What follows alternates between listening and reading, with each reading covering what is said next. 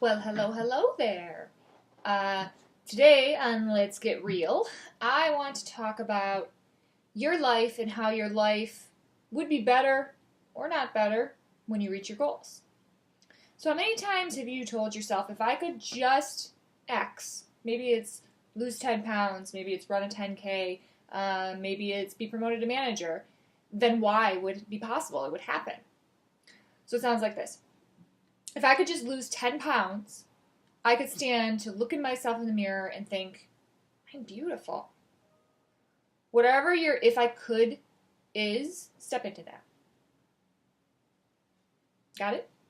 Now ask yourself one simple question. What's stopping you? So I don't know I don't know the answer to that question. Could be a lot of things. So the fact of the matter is, if you haven't reached your goal, something is stopping you. And something's keeping you from reaching it. Could be an actual physical barrier. It could be a mental barrier. What's often the case, and most likely, is that it's a mental barrier of some sort. So the question is then, how do we shatter and break that mental barrier? You might come to me and say, Wendy, I have tried everything and it's not working. So now is my time to gently tell you that you have not, in fact, tried everything. I won't let my children use the word everything.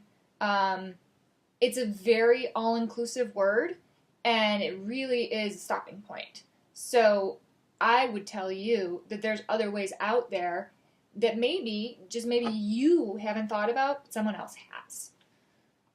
So what if you try something new? There's always a way to achieve your goal if you're 100% committed to doing so. So if losing 10 pounds is your goal, what will be better about your life and that outcome when you do that? You'll have more energy. Your doctor's going to be thrilled because your overall health is going to be better. The weight on the scale is going to go down. Your cholesterol will be better. Blood pressure is going to go down. But will you look at yourself in the mirror and love yourself? I'm willing to gamble, after years of doing this to myself, that you're still going to look in the mirror and you are still going to find the spots on you that you don't think are right, that you don't think are perfect, the spots that you don't think hit society standards, or just even your standards. The 10 pounds is going to be, maybe it's a marking point for you. It's not going to wind up being a finishing point. You are not going to look in that mirror after you lose 10 pounds and say, I am beautiful. You're not going to be able to look at the beauty in your face. You're not going to look deeper at the beauty in your soul if you're purely focused on your weight change. So a lot of times we learn, and it's a hard lesson, that life isn't necessarily better when we reach our goals. It's just different. We always have a new goal. There's always a new goal and always something to attain. How we approach it and the way we continue to push at it is really what formulates our outcome. So I challenge you today to start thinking about what you've tried in the past and why it's failed. And whatever that goal may be, look at it from a different angle, a different perspective.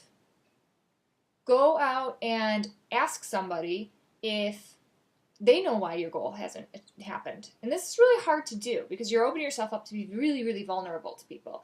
But if you ask, say, a best friend, you know what? I'm trying to lose 10 pounds. Do you know why I haven't been able to lose 10 pounds? She may tell you, you know what? I've seen you do X. And you have to be open to that feedback. And sometimes it feels like criticism and it's really hard to handle. But a lot of times, you know how they say you don't see it because you're from the inside looking out, the outside looking in. So many times other people see what our problem is or where we're getting hung up and how we can effectively create change. So after you've gotten that far and you decide that you want to create change, now you're on the road in a process of self-discovery. The question then is, are you ready?